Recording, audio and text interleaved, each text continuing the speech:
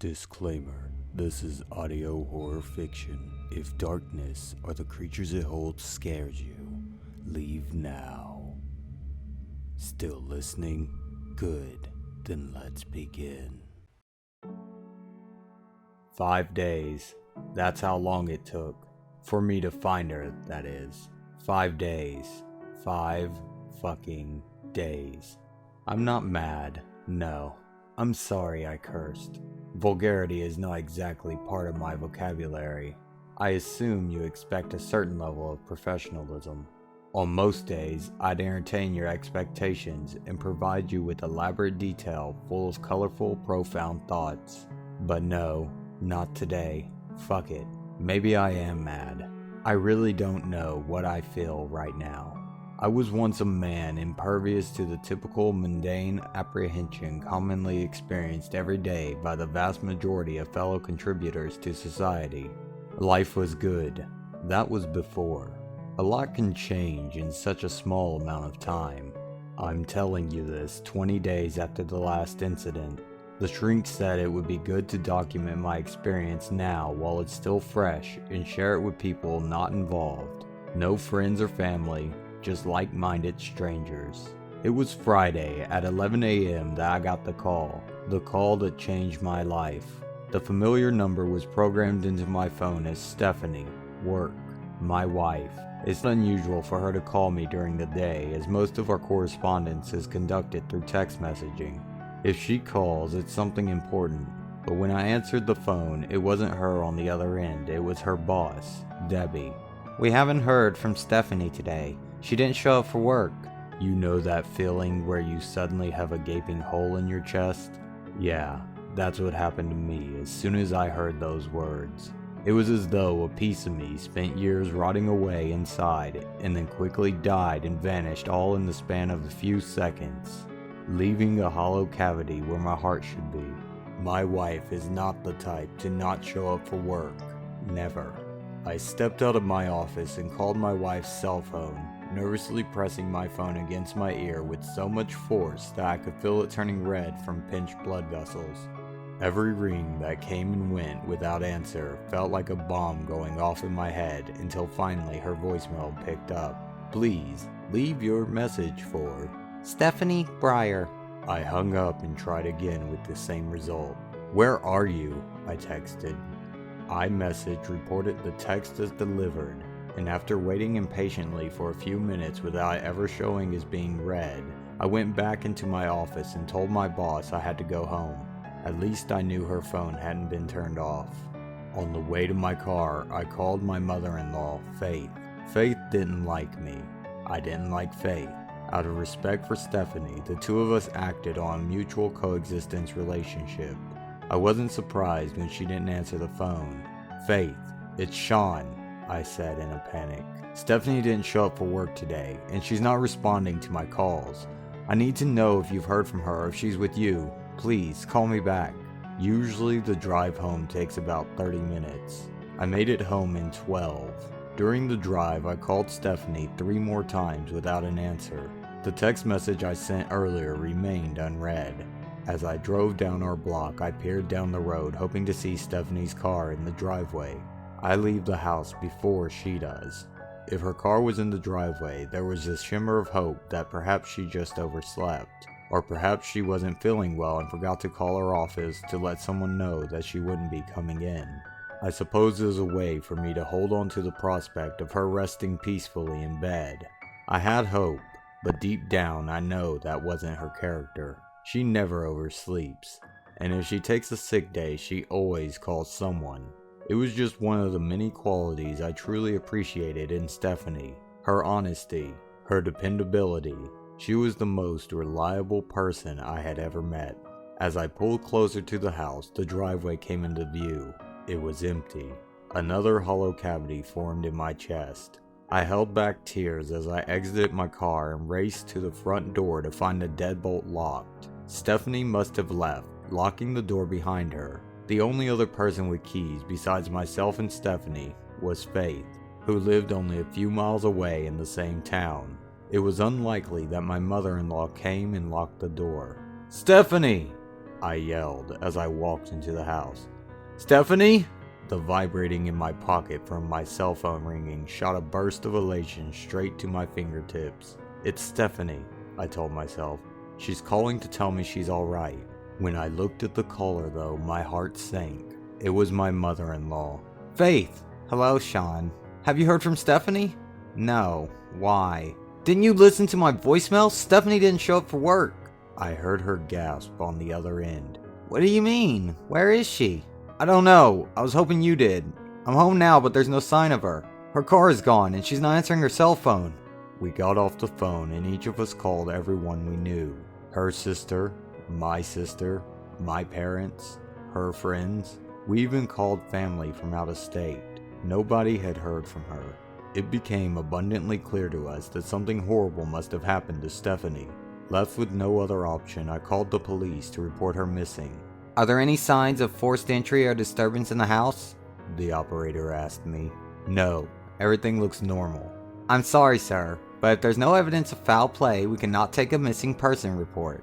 "You don't understand. I called everyone we know who would have knowledge of her whereabouts." "Sir, from what you've described to me, it sounds as though she left the house of her own free will. Your wife is an adult. She's free to go wherever she pleases." I was shocked by what I was hearing. "Look, ma'am, I'm all for gender equality if that's what you're getting at. But I'm telling you, she didn't just go out for a day at the beach. She is missing." I heard an audible sigh. For some reason, this woman thought I was wasting her time. "Since there's no indication that she is in any immediate danger, you'll need to wait 24 hours. "She could be dead by then." "I'm sorry, sir." I hung up the phone and decided to take a different route. I called our cell phone provider and asked them to ping her device. They refused, citing that the account was in her name and mine wasn't listed anywhere on the account. When that didn't work, I called 911 again, hoping to get a different operator on the phone who would be willing to take the report. But again, they refused. Nobody was willing to help. I stood on the back porch overlooking our backyard, expecting to see Stephanie casually walking in the distance with that alluring bounce in her step that she always had. Her long, rich auburn hair swaying with every shift of her body from leg to leg. I broke down and started crying, wondering if I'd ever see that precious smile again. We bought our house 3 years earlier, right before we were slated to marry each other. I remember spending every day in the house after we closed, making improvements before moving in. The previous owners hadn't updated anything for years, which meant we got it at a cheap price, but it also meant that there was a lot of work that needed to be done. We had to replace a wall, rebuild a ceiling, remove wallpaper, and skim coat the walls, sand and refinish the wood floors. Since we had cleared out our savings for the deposit on the house, we couldn't afford a contractor. We did the work ourselves. Neither of us were experienced in home renovations, but we followed instructional videos online and worked together. Even though we were already committed to each other, I felt like those long days tackling manual labor and building the perfect home to live in brought us closer. One night, we were both exhausted from working all day and we found ourselves on the back porch lying flat on our backs looking up at the night sky. We were still in our paint-covered work clothes. The stars came out slowly, but soon they were a sparkling blanket over the earth. We talked about our lives, where we had been, where we'll go, and where we hope to wind up. I felt her hand reach out and make peace with mine. "Wherever you go, I go. Whatever you feel, I feel," I told her. "I love you," she whispered back to me. Our wedding day was one of the happiest days of my life, but that night was by far the happiest. Now I was standing in the exact spot we had shared that wonderful moment 3 years earlier, having the worst day of my life. Faith showed up at the house and together we hopped in my car and followed the same route Stephanie takes to work every day. We drove all the way to her office building and then all the way back without a single sign of Stephanie or her car. During the drive, Faith broke down a few times. Between the outbursts, she asked me about my correspondence with authorities, asking me precise questions and objecting to the validity of their actions. It wasn't long before more relatives and friends arrived at our house to assist in the search. My sister Carol and I stayed out all night, driving all over the county looking for any trace of Stephanie. Carol was my bigger sister and she always looked out for me, protected me. If I was ever in trouble, she was there. I'm lucky to have such a great sister, but our efforts failed to reward any sort of result. Late into the night, we returned to the house to check with Faith, who had opted to stay at our house in the event that Stephanie returned. My parents stayed with her to keep her head straight. As soon as I walked through the door, Faith started berating me. "You!" She sat at the kitchen table, pointing her finger at me, her face filled with rage. "You did something to her, didn't you? Didn't you?" "What? How could you say something like that?" "You never loved her. You... She trailed off as though she was unsure of what to say next. "I know that you're upset.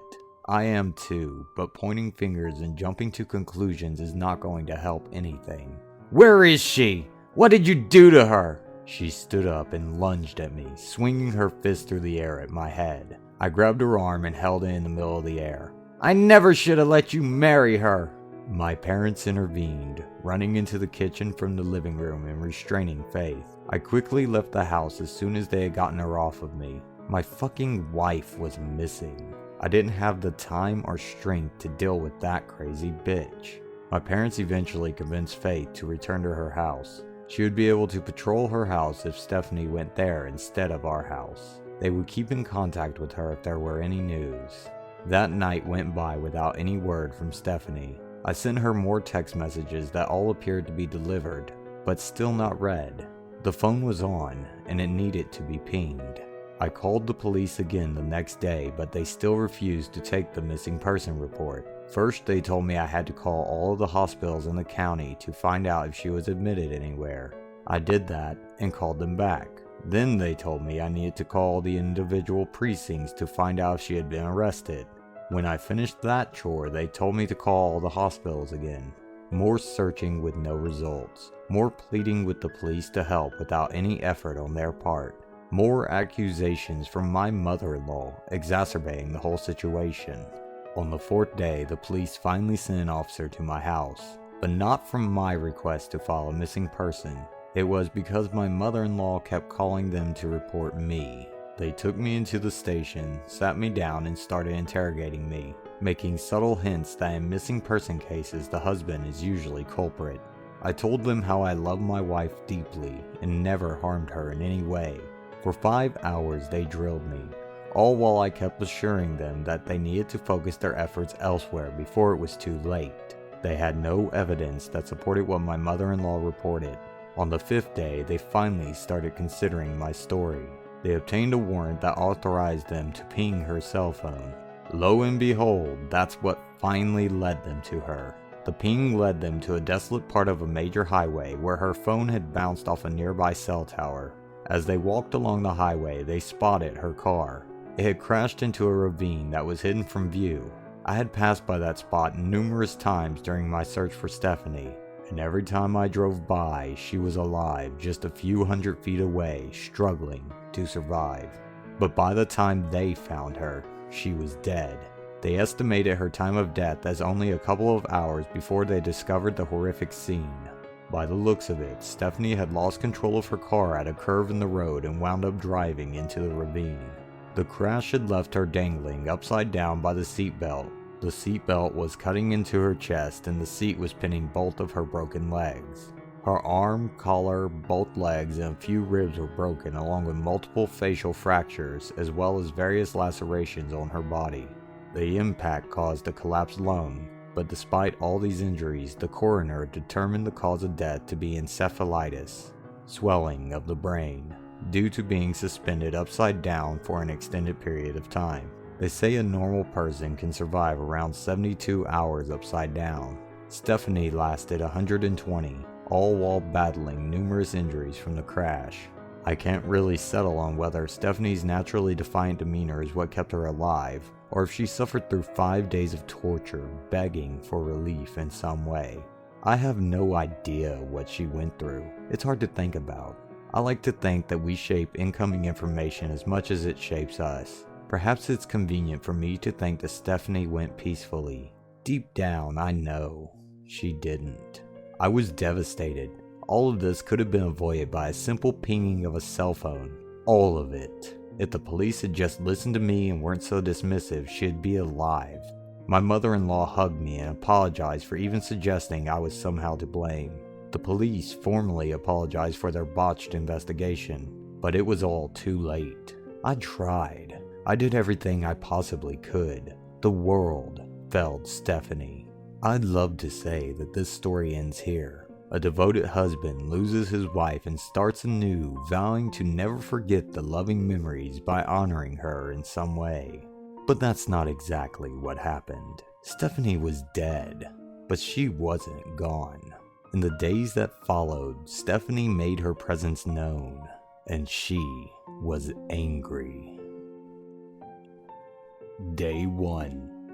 The police arrested me at home in front of family members in the early evening and took me in for questioning after my mother-in-law claims I locked her in the basement of my house for 2 hours. I had spent the day with my parents and given my mother-in-law the spare key, knowing she would be going by the house during the day to go through some of Stephanie's belongings.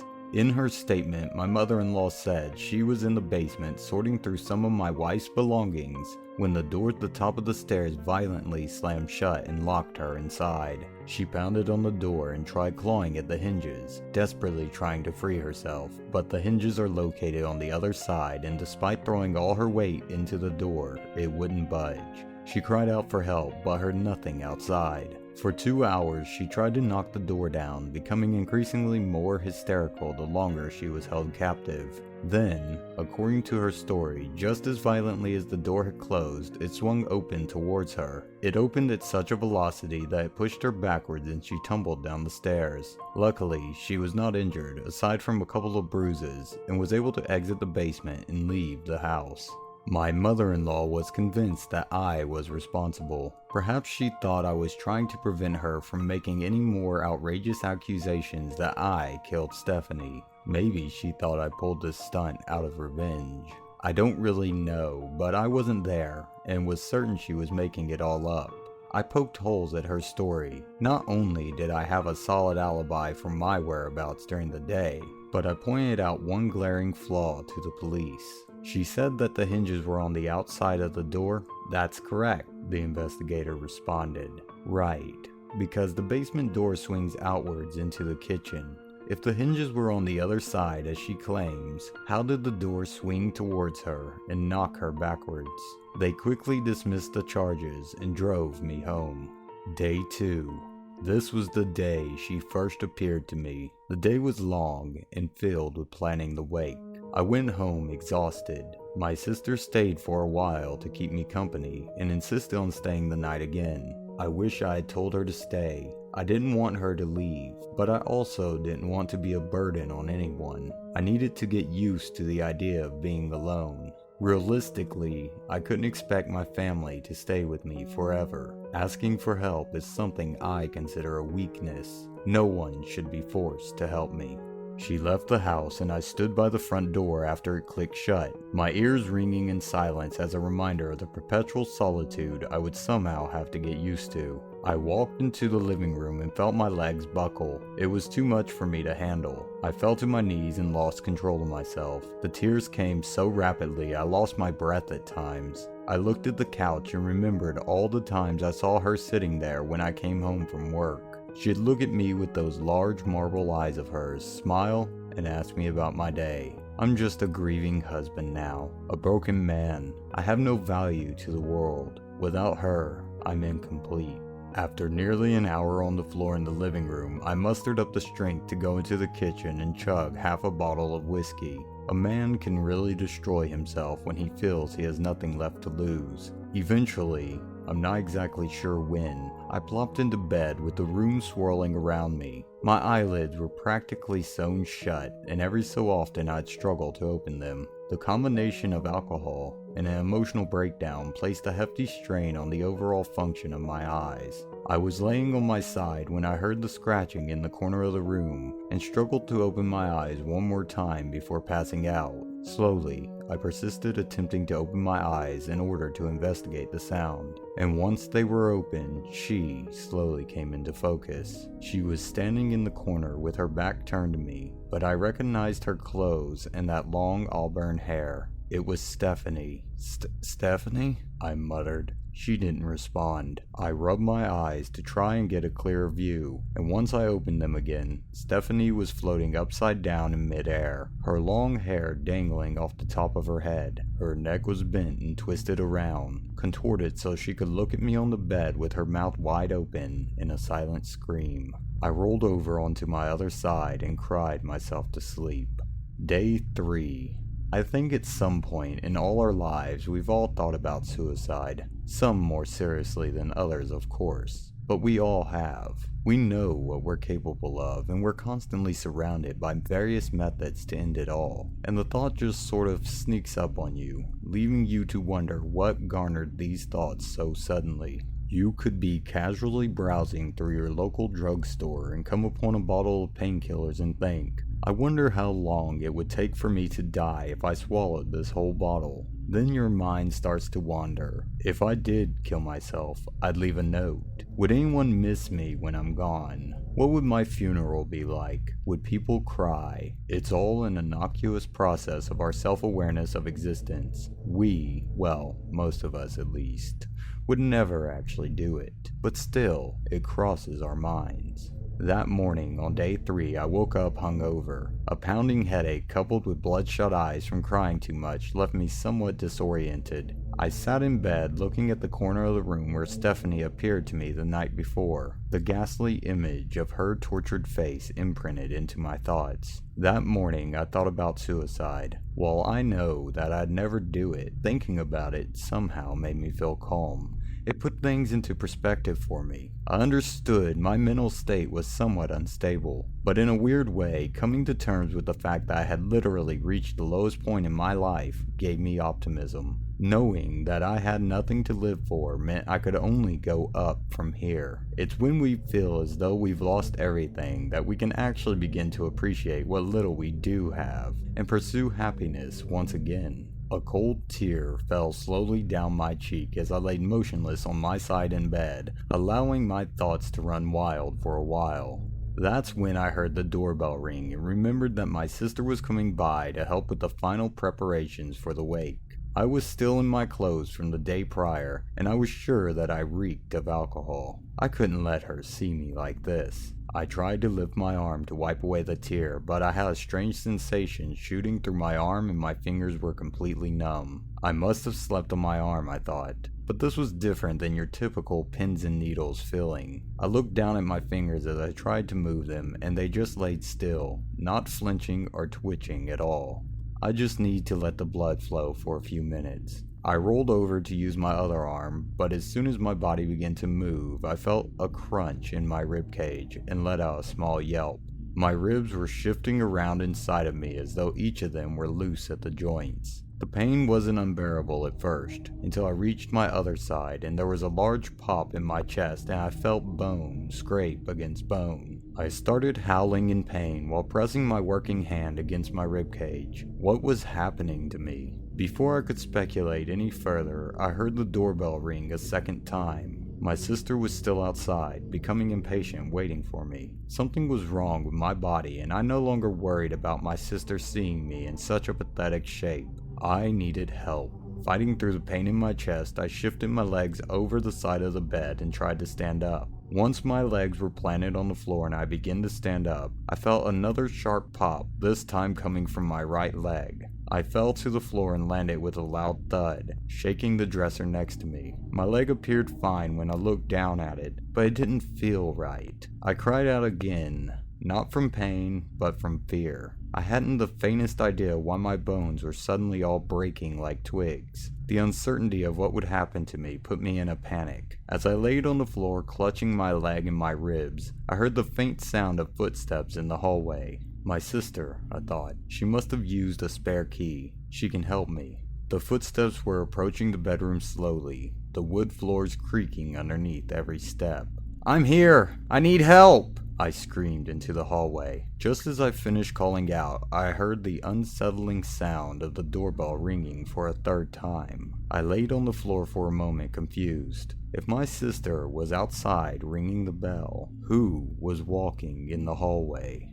A part of me already knew what the source of the footsteps were, who was creating them. From my position on the floor, I peered out the doorway into the hall, listening to the slow footsteps inch closer. I tried to stay quiet while the pain throbbed, fearing what she would do when she found me. Perhaps if I stayed silent, she would go away. I was wrong. Her bare feet stepped into the doorway from around the corner, and there she stood. Stephanie. She stood 15 feet away from me, staring menacingly down at my mangled body. Between remote splotches of blood and bruises, I noticed her skin was pale and lifeless, like she was one of those corpses they find that have been underwater for years. I could see anger in her eyes, and it became clear to me what was happening. She blamed me for not finding her in time. She held me responsible. Stephan, I stopped when she suddenly jerked her head sideways, holding that enraged look on her face and not breaking eye contact with me. Just as she completed the motion, I felt my collarbone snap and cause a loud popping noise. I screamed as more pain shot throughout my body. "I'm sorry," I cried out. "I'm sorry." I closed my eyes and started crying. "Don't torture me like this. I tried." I buried my head in my working hand and cried some more. I heard loud banging on the front door downstairs, from my sister becoming increasingly worried about me. When I opened my eyes and looked back up, Stephanie was gone. Just as suddenly, the pain was swept away from me, and an eerie calm filled my veins. My arm had full functionality, my ribs were all aligned, my collarbone was sturdy. It was as if nothing ever happened. I stood up and felt fine, a little woozy, but mostly fine. What the hell was this supposed to be? My sister banged on the door again, and I rushed down the stairs to open the door. She took one look at me, and I saw the concern in her eyes. "Jesus, you look like shit." I tried to talk, but I quickly felt an acidic taste in the back of my throat. I pushed my sister out of the way and leaned over the front porch to throw up. Between hacks, I looked back at my sister. "I think something is wrong with me." She took me to the hospital right away. The doctors took x-rays but found no broken bones or any abnormalities. They gave me a complete physical and said I was perfectly healthy, aside from needing to lose 20 pounds. I was a perfectly healthy adult, and I felt like one. I didn't tell them about Stephanie. Seriously, who would believe that the ghost of my dead wife was coming back to me and breaking my bones? I'd look like a complete nut job. I told them I had had too much to drink, tripped down the stairs, and thought I felt something snap in my leg. They gave me the number of a psychiatrist, the one who recommended I write this. My sister was alarmed and vowed to stay with me over the next few days to make sure I didn't do anything stupid. I never like asking or accepting help from someone, but I needed it. Sometimes it's better to rely on someone. Day 4. The Wake. After my trip to the hospital the day prior, my family took control of the arrangements, only including me in some decisions if it was absolutely necessary. Wakes are such an awkward setting for me. I never know exactly what to say to the person who has lost a loved one. I'm always afraid I'm going to say the wrong thing. All people take death very differently, and it's impossible to determine the right thing to say. Some people want to surround themselves with a group of people for emotional support. I've never been in this position before, but I can say with certainty that on this day, I just wanted to be left alone. I didn't want to listen to anyone's pity. Of course, it would be impolite for me to ignore everyone at the wake, and for some reason, I'm required to make rounds and thank everyone for coming and for their support. My wife is dead, but I am delegated with the task of ensuring that everyone feels appreciated for their presence and that they're not offended when I really just want to be left alone with my own thoughts. People are fucking babies. If my wife were alive, we'd be whispering back and forth to each other at events like these about how weird it is and have a laugh about it. That's what made us perfect for each other. We shared the same values. We can laugh at other people while there was a dead body in the room. My mother-in-law was oddly absent when the wake started. Granted, her and I haven't exactly gotten along the last week or so, or ever, really. Regardless of my opinions of the woman, I could never denounce her as a bad person. She was incredibly loving and nurturing to both of her daughters and always provided for them. I guess that was always the problem between me and her. In her eyes, no man could ever be good enough for her Stephanie, and she was never shy about making me aware of that. For her not to be present at her daughter's wake seemed strange, even if she didn't like me and thought I locked her in my basement. The funeral home provided spouses with a special cushioned chair in the front row to sit in, which I didn't quite understand. Hey, your wife is dead, but here's a comfy chair just for you to make you feel better. There's so many things I just don't understand about these events. But I played my part and sat in the chair while family and friends all walked towards the closed casket to pay their respects, then turned to me and expressed their pity while I tried to keep myself from an emotional breakdown. About halfway through the service, everyone was asked to take their seats and I gave a speech to the room of about 200 people, my eulogy for my wife. Thank you everyone for being here today, I lied. It's nice to see that there are so many of you here as a direct result of the impact Stephanie had on your lives. When I first met Stephanie, the world didn't seem to make much sense to me, but Stephanie changed that. From the moment she first smiled at me and introduced herself, the world was suddenly coherent. Everything fell into its rightful place, and I knew then that Stephanie was the woman I'd end up marrying. She was my best friend. I'm incredibly lucky that it's now so challenging for me to say goodbye to my best friend, my wife, Stephanie Breyer. My voice started breaking on that last sentence, and I felt the tingling feeling in the back of my eyes as tears formed. I'm sorry. This is difficult for me. I paused for a moment and looked at the crowd of eyes staring back at me. Something came over me. There were hundreds of eyes fixed on my position, standing in front of them all. But there was something else watching me. I couldn't see her. I could feel her. Stephanie. The greatest moment in my life came on a night when Stephanie and I had exhausted ourselves working on our house. We laid on the back porch looking up at the sky at night, talking about our lives. I never felt so connected to another person as I did that night. Her and I were two separate people, but it felt like we were one. Her being the perfect balance to my personality. I stopped when I remembered what I said to her that night. I repeated the words in my head a few times and it all made sense. Everything. Stephanie appearing to me. My cracked bones. All of it. I understood. As we laid there, I told her, wherever you go, I go. Whatever you feel, I feel. That was the bond our relationship created, and that became the bond of our marriage. Even in death, the bond was still there. I continued the speech after that, feeling much more optimistic about the wake, about accepting sympathy from friends and family, knowing that there was some sort of purpose to my experience the day before, and that Stephanie wasn't blaming me for her death put everything into perspective for me. I needed to embrace it, not curse it. After the service was over, I stayed behind. I knew that the funeral would be the next day and I wouldn't have another opportunity to be alone with Stephanie. The remains of her physical form, that is. Her ghost, spirit, whatever you want to call it, never physically appeared to me that night, but she also never left. Her aura was with me the entire night. I stood alone in the room where my wife rested. A couple of years back, Stephanie had her wisdom teeth pulled, all 4 of them, all at once. It was kind of funny to watch her wake up from being knocked out. It was just like those YouTube videos you see online where people act like they're drunk. I had to keep myself from laughing at her disorientation so she wouldn't feel like a fool. I did the best that I could, but she still caught me giggling and would adamantly tell me it wasn't funny, which only made me laugh more. After I took her home, she stayed in bed, drifting in and out of sleep, all the while in tremendous pain from the procedure. I did everything I could to make her feel comfortable, but nothing seemed to work. She cried out in pain and I felt completely helpless. I just wanted to make her pain stop. Eventually, I went into the basement and took out my acoustic guitar, went back upstairs, sat next to the bed, and sang a song to her, and that's exactly what put her at ease.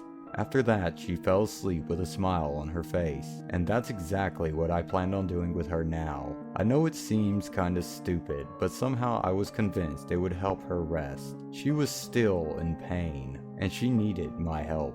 I played In Memoria D by Dry Kill Logic. It was one of her favorite songs, and one of my own. The subject matter seemed appropriate. With every stroke of the strings, I struggled to sing the words through tears running down my face. All the while, I knew Stephanie was watching me the entire time. When the song was over, a voice broke the silence of the room from behind me. "Sean?" I turned and was surprised to see Faith standing 30 feet away in the entrance to the room. She hadn't been present the entire night, only now making an appearance. She had every right to be there, but I wasn't in any condition to deal with a person who at one point thought that I had killed her daughter, who claimed that I had locked her in my basement. I put down the guitar, stood and turned to her. "I'll get out of your way," I said to her. No, Sean, that was beautiful." "Thanks, I guess. Forgive me for sounding rude here, but where the hell were you tonight?"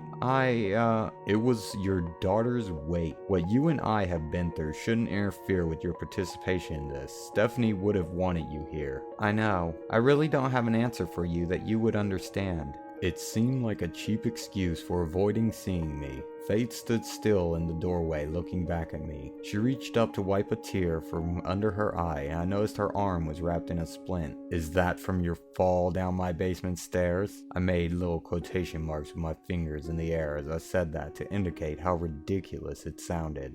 "No, it's hard to explain. I just hurt myself. But I know now that you didn't lock me in the basement." The look of uncertainty was familiar to me. It was the same look I had when I first felt my ribs shifting out of place the day before. I squinted at Faith and started walking towards her. "Be honest, is that from Stephanie?" Her eyes widened. "Sean, that's not possible." "She got you too, didn't she?" "Well, wait, this happened to you?" "Oh yeah, woke up yesterday feeling all of my bones cracking." She smiled slightly, a sign of relief that she wasn't crazy. "And she was there. She stood over me. Your bone isn't actually broken, is it?" I pointed at her arm. "No, it's not, but it feels better wearing the splint, kinda like a safety blanket. Why is she doing this?" "There's purity in pain, Faith. That's the bond you and I shared with her." For the first time, Faith and I embraced each other. Day 5. Stephanie's funeral went much better than I expected. I was miserable the day prior going into the wake, but now I felt vindicated. Of course, I was still sad, but I didn't want to be alone anymore. I wanted the warmth of my family all around me. Afterwards, I had everyone come to our house and we all shared stories of Stephanie over some food I ordered. Faith even came and told me about Stephanie's childhood, laughing over how she used to rack up large phone bills by calling those psychic hotlines while she was a teenager. Every time Faith opened a bill, she had a fit, but now it's easy to laugh at those things. As the evening progressed, people started leaving. Soon enough, it was just my immediate family there, my parents and my sister, along with Stephanie's mother and sister. They asked me if Stephanie kept the stuffed bear she had as a child. Not only did she keep it, she still slept with it sometimes, I told them. Everyone laughed. That thing was so old and torn apart, it stunk. But she would never wash it because she thought it would ruin the stitching. "You gotta see this thing. It's upstairs. I'll go get it." I ascended the staircase, rushing up to our bedroom to retrieve the stuffed bear. I burst through the bedroom door and jumped back as soon as the room came into focus. Just ahead of me was a suspended, mangled frame of a body suspended upside down in midair. It was Stephanie. She was here in the bedroom waiting for me. Her hair dangled from her head, nearly touching the floor below. Her eyes were wide and locked on me, never moving. This time, she spoke. "Are you ready?" Her voice echoed off the walls as if it were traveling through dimensions to reach me. Her mouth never moved, but there was no mistaking that voice. I loved her voice. Hearing it now sent chills through my body. Ready? For what? "To be together again." "Together?" Another voice echoed through the room, whirling in circles around me. "Wherever you go, I go. Whatever you feel, I feel. Although the sound was somewhat distorted, I could tell very easily that was my voice. It was the words I said to her that night on the porch. "What does this mean?" I asked. "You're taking me with you? Are you ready?" The voice became more defiant. I breathed heavily, not knowing what to say or do. "Stephanie, I can't go where you are." Her face turned angry. "You promised." My own voice spoke again. "Wherever you go, I go. I feel what you feel, but I cannot go where you go anymore. I need to stay here." Suddenly the walls around me started vibrating and Stephanie slowly started floating towards me. I stepped backwards, frightened, until the door behind me slammed shut, preventing me from going any further. I fell to the floor with my back against the door, the room violently shaking as I watched Stephanie come closer and closer until her face was inches from mine. "You promised!" Her body disintegrated in front of me, and suddenly I felt a pain in my chest. Not broken bones like before, but my heart. It stopped beating. The room continued shaking as I sat on the floor, grasping my chest, struggling to breathe. Gradually, everything started to go dark until there was no more. I woke up in the hospital with my family around me. My sister came up to the bedroom to find out what was taking me so long to retrieve a stuffed bear and found me on the floor passed out. She called 911 and had me rushed to the hospital. The doctors said I had a heart attack, but I knew that wasn't what it was. What are the odds that a young man like me would actually have a heart attack? No, that's not what happened. Stephanie took me, and then she let me go. I had to convince her, but she agreed and sent me back to reality. After I blacked out on the floor, I sprang to life in another world. It was dark gray and the ground was like mud. It seemed like a vast, endless world of nothing, just darkness and gray mud. Out of the darkness, Stephanie came running full speed into my arms, knocking me over onto the muddy ground. "You made it! You're here!" Her voice was normal now, no echoing or anything, just that sweet, lovely voice of hers. I ran my fingers through her hair and kissed the top of her forehead. I squeezed her tightly, knowing that this would be the last time I'd ever get to hold her in my arms. I wanted to cherish every part of her for the last time. "I'm here, but I can't stay. I can't be with you. Not yet." "But I need you here, with me." One day I'll be here with you. I'll always go wherever you go. It just might take me a little longer to get there." Thank you all so much for listening. If you enjoyed this story, leave a like and subscribe to help feed the Dark Machine. Don't forget to share with other fans of horror, and if you have a story that you'd like for me to read, check the description below for details.